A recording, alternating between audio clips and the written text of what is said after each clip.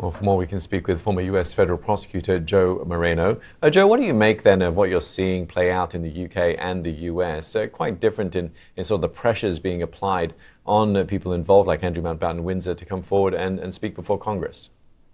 Hey, Steve, the reverberations of this case are just astounding. That this man, Epstein, has been investigated and now deceased for years and years, and yet we're still learning new things about the case. And people are still just furious about some of these details that are coming out. The congressional question is interesting because Congress can invite anyone they want to testify.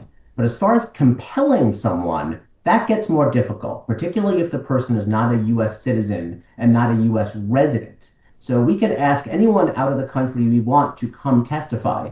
But as far as subpoenaing someone, you'd have to issue a subpoena, hold them in contempt when they don't show up, go to the Justice Department, get a warrant, and then maybe a foreign country will hand them over. That's a lot of work, particularly for a high-profile person in a non-violent crime. And so I think the likelihood of compelling someone to come over here and testify is very remote. If a person accepts the invitation and comes over and voluntarily speaks, that's a possibility. Okay, and what do Epstein survivors then? We heard from the Giuffre family calling for him to come, for Andrew Mountbatten Windsor to come to the US. But what do Epstein survivors that want to see justice and accountability need for any of that to happen?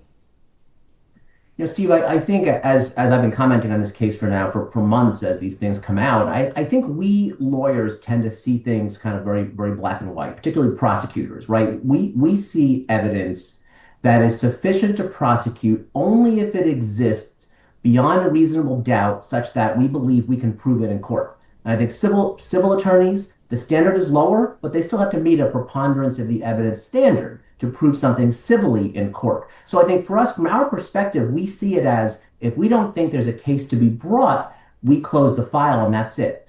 I understand from the perspective of the survivors, that's not good enough. I think they hear that and they say, we want justice. Perhaps these are underage women. Perhaps these are people that were abused years ago at the hands of wealthy and powerful men. And so I think hearing from us lawyers that there's no case to be brought, that might make sense from our perspective, but from the perspective of the rest of the world, they just want to see justice being done. And I get it. It's very, very frustrating. So you're saying that there isn't enough evidence for prosecutors to go forward and to make those kind of decisions then?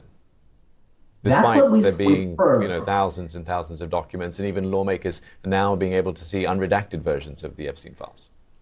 That's what we're being told. I mean, we heard from Deputy Attorney General Todd Blanche last weekend that they've been through this case again and that there's just not ripe evidence to bring additional charges beyond those that were brought against, of course, Epstein himself and Ghislaine Maxwell. So there's going to be some degree of faith that we have to hope our Justice Department over the past 20 years, since Epstein's been investigated since 2005. They've compiled millions of pages of documents. We have to hope on their word that they've been through this in a competent manner. And if they say there's no charges to be brought, we have to hope that they're being honest and upfront with us. Well, you mentioned Todd Blanche there, the Deputy Attorney General. I mean, you're talking about honesty. I mean, is there not a conflict of interest, though? I mean, that could be argued as well. I mean, he is President Trump's former personal lawyer involved in the hush money case, the E. Jean Carroll case as well.